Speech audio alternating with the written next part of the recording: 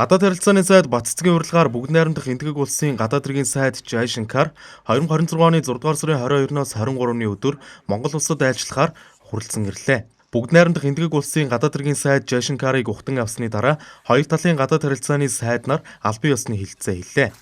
Талууд хоёр улсын стратегийн түншлэлийн харилцаа хамтын ажиллагааг үргэлжлүүлэн хөгжүүлэх болон бүс нутаг олон улсын тавцан дахь хамтын ажиллагааны өргөн хүрээний асуудлаар санал солилцлоо.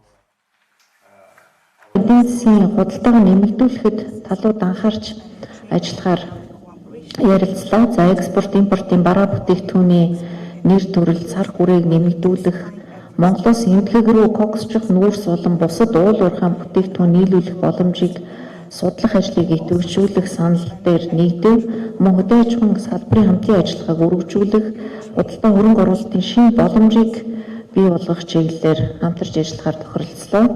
Бид тээвэр логистикийн шинэ гарц боломжуудыг эрэлхийлэх, шууд болон транзит нислэгийг хөгжүүлэх чиглэлээр ярьж тохирлоо.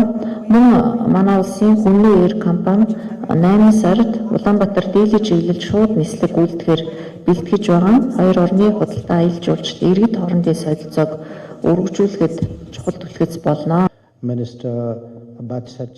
Хоёр улсын дипломат харилцааны 70 жилийн ан хүрээнд Монгол улсын ерөнхийлөгч манай оронд өнгөрсөн онд айлчилсан. Энэ хүрээнд хоёр талын хамтын ажиллагааны өргөн хүрээний асуудлаар санал солилцлоо. Тухайлбал улс төр эдийн засаг, худалдаа, эрүүл мэнд, боловсрол зэрэг салбарт хамтран ажиллахаар ярилцлаа. Тухайлбал хоёр ард түмэн шашин хоорондын харилцааг бэхжүүлэх, мөн Монгол улсын англи хэлний багш нарын чадварыг дээшлүүлэх чиглэлд хамтран ажиллахаар тохирлоо. Хоёр улс нэгдсэн үндэсний байгууллага болон бусад олон улсын тавцанд харилцан бие биенээ дэмжиж, стратегийн түншлэлийн харилцааг өндөр дээд шатанд гаргахад хамтран ажиллахаа энэхүү айлчлалаар нотолж байна.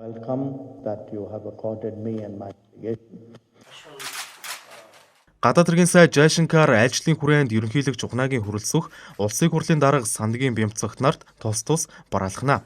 Хоёр улс 1955 оны 12 дугаар сарын 24-нд дипломат харилцаа тогтоож 1956 онд элчин сайд нараа харилцан томилсон түүхтэй. Манай улс 1956 онд Шин Дээлид, энтгэг улс 1971 онд элчин сайдын яамаа Улаанбаатар хотод нээсэн юм а.